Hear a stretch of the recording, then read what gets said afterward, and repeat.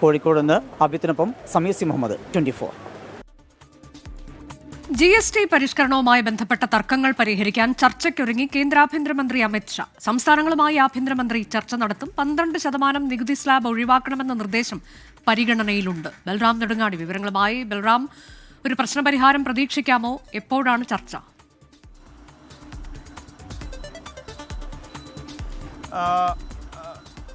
അനുജ, ഈ വിഷയത്തിൽ ഘട്ടം ഘട്ടമായുള്ള ചർച്ചകളായിരിക്കും ആഭ്യന്തരമന്ത്രിയുടെ ഭാഗത്തു നിന്നും ഉണ്ടാകുക. നിലവിൽ തന്നെ ആഭ്യന്തരമന്ത്രി വിഷയത്തിൽ ഇടപെട്ട് കേന്ദ്ര ധനമന്ത്രാലയവുമായി ബന്ധപ്പെട്ട ഉന്നത ഉദ്യോഗസ്ഥരുമായി ചർച്ച നടത്തിക്കഴിഞ്ഞു.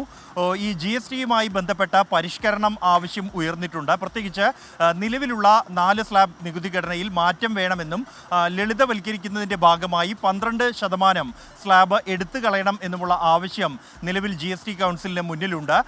ഈ 12% സ്ലാബിൽ ഉൾപ്പെടുന്ന ചില ഇനങ്ങൾ അത് 5% സ്ലാബിലേക്കും മറ്റ് ചിലവ 18% സ്ലാബിലേക്കും മാറ്റണം എന്ന ആവശ്യമാണ് ഉയർന്നു വന്നിരിക്കുന്നത്. എന്നാൽ ഇക്കാര്യത്തിൽ ചില തർക്കങ്ങളും നിലനിൽക്കുന്നുണ്ട്.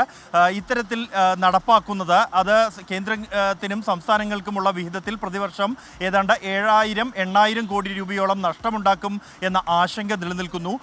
ഈ ഒരു തർക്കം തുടരുന്ന ഘട്ടത്തിലാണ് ആഭ്യന്തരമന്ത്രി അമിത്ഷാ വിഷയത്തിൽ ഇടപെടുകയും സംസ്ഥാനങ്ങളുമായി ചർച്ച നടത്തി ഒരു സമവായത്തിലേക്ക് നീങ്ങാനുള്ള ശ്രമം നടത്തുകയും ചെയ്യുന്നത്. എന്നാൽ ആദ്യമായല്ല ആഭ്യന്തരമന്ത്രി ഇത്തരത്തിൽ GSTയുമായി ബന്ധപ്പെട്ട വിഷയത്തിൽ ഇടപെടുന്നത് എന്നും ഇതിൽ അപൂർവതയില്ല എന്നുമാണ് ഇതുമായി ബന്ധപ്പെട്ട ആഭ്യന്തര മന്ത്രാലയവും ധനമന്ത്രാലയവും വിശദീകരിക്കുന്നത്.